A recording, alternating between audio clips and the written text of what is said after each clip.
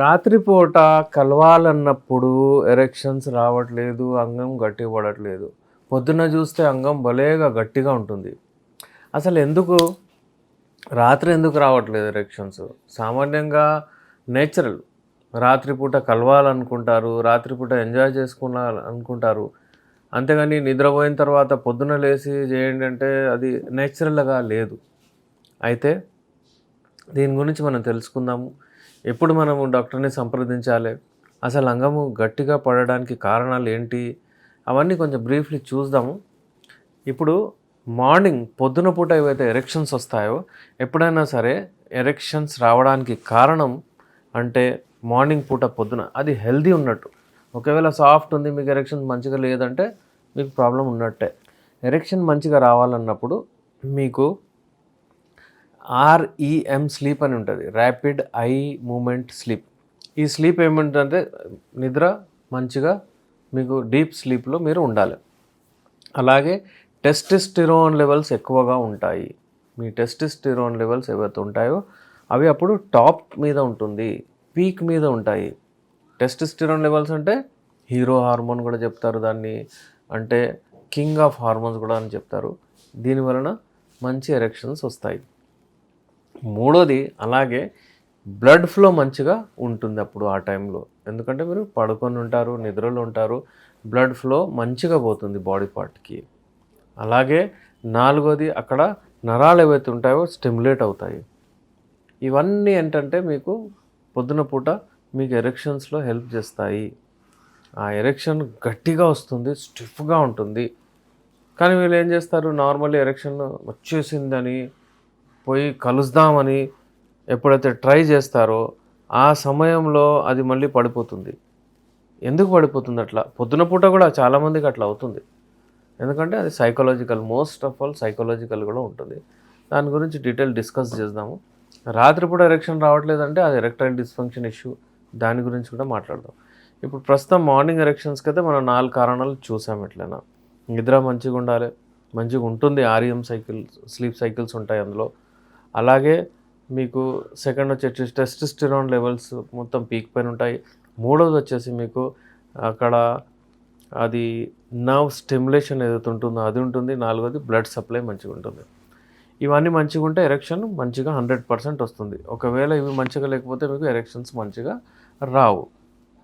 Usually ఇది rapid eye movement sleep ఏదైతే ఉంటుందో ఇందులో బ్రెయిన్ యాక్టివేట్ అవుతుంది. బ్రెయిన్ యాక్టివేట్ అయ్యి రిలాక్స్ మోడ్లో తీసుకెళ్తుంది మీకు.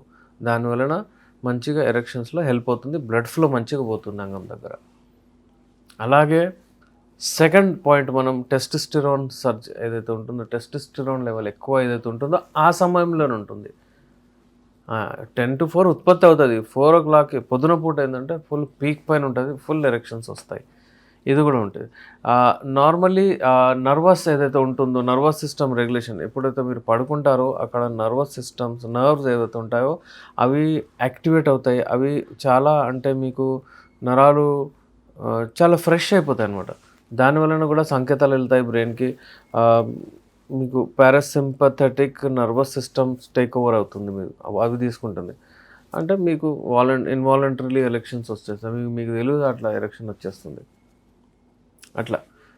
అలాగే మనకు ఎప్పుడైతే ఫుల్ బ్లాడర్ అయిపోతుందో, అంటే మీ మూత్రసంచి ఎప్పుడైతే ఫుల్ అయిపోతుందో దాని వలన ఏమవుతుందంటే పొద్దున్న పూట మీకు ఫుల్ బ్లాడర్ అయిన తర్వాత అక్కడ సాక్రల్ నర్వ్స్ అని ఉంటాయి. ఆ సాక్రల్ నర్వ్స్ అక్కడ ఒత్తుకుపోతాయి. దానివలన ఏమవుతుంది, అది అక్కడ ఒక నర్వ్ పాత్వే పోతుంది, దాన్ని స్టిమ్యులేట్ చేస్తుంది, ఎరెక్షన్స్ ఏవైతే ఉంటాయి. ఓకే, ఇది మరి వినండి వీడియో 2-3 సార్లు మీకు అర్థమవుతుంది. ఇది ఒక టెక్నికల్ పాయింట్. కొంచెం నేను డీటెయిల్ ఎందుకు చెప్తున్నానంటే నార్మల్ ఇది చాలా అపోహలు ఉంటాయి చాలామందికి. ఎందుకు వచ్చేస్తుందో అబ్బా పొద్దున మళ్ళీ రాత్రి అంటే ఇది మీకు తెలియాలి, అందుకనే. అయితే ఎప్పుడైతే ఈ ప్రాబ్లమ్స్ మీకు పొద్దున పూట ఒకవేళ ఎరెక్షన్ రావట్లేదు, చాలా ప్రాబ్లం అవుతుందంటే మీకు ఇది మైండ్లో పెట్టుకోవాలి మీరు. మార్నింగ్ పూట ఎరెక్షన్స్ అయితే నేచురల్ వస్తాయి, మార్నింగ్ పూట రావట్లేదంటే ప్రాబ్లం అది. ఇప్పుడు మన మెడిసిన్స్ ఏవైతే ఉంటాయో ఎప్పుడైనా సరే మన మెడిసిన్స్ పోయి బ్లడ్ సర్క్యులేషన్ మంచిగా చేస్తాయి, నిద్ర మంచిగా చేస్తుంది, మీ heart, lungs, kidneys, liver, brain, nerves అన్నిటికీ బలం ఇస్తాయి. ఈ మెడిసిన్స్ వాడిన తర్వాత మీకు ఈ మార్నింగ్ ఎరెక్షన్స్ కూడా మంచిగా అవుతాయి. దాంతోపాటు ఇప్పుడు మీకు రాత్రిపూట ఎరెక్షన్స్ కూడా కరెక్ట్ వస్తాయి. ఇప్పుడు చాలామందికి అసలు ఎందుకు రావు, రాత్రి మేము కలవాలని పోతాము అసలు అంగం గట్టిగా పడట్లేదు అంటారు. ఎందుకంటే గట్టిగా పడకపోతే అప్పుడు ఫస్ట్ ఏం కారణం ఉందో అప్పటిదప్పుడు తెలుసుకొని ట్రీట్మెంట్ చేసుకుంటే బాగుంటుంది. అది లేకుండా ఏం చేస్తారు వాళ్ళు, సీదా మెడికల్ హాల్కి వెళ్తారు, వైగ్రాలో వాడతారు. ఇక అది ఒక 2-3 సంవత్సరాలు నడుస్తుంది. దాని తర్వాత మళ్ళీ అస్సలు పని చేయట్లేదు అంటారు. ఇప్పుడు అది పని చేయకపోతే ఏమవుతుంది, దాని మధ్య సముద్రంలో తీసుకెళ్ళి మిమ్మల్ని వదిలేసినట్టు ఉంటుంది. ఎక్కడ పోవాలి, ఏం చేయాలి ఎట్లా అర్థం కాదు. అట్లాంటి పరిస్థితి వచ్చేస్తుంది. అలాంటప్పుడు మీరు మళ్ళీ ఏదైనా అడిగితే మళ్ళీ మనకు పెద్ద సర్జరీలు, ఇంప్లాంట్లు అవన్నీ ఉంటాయి.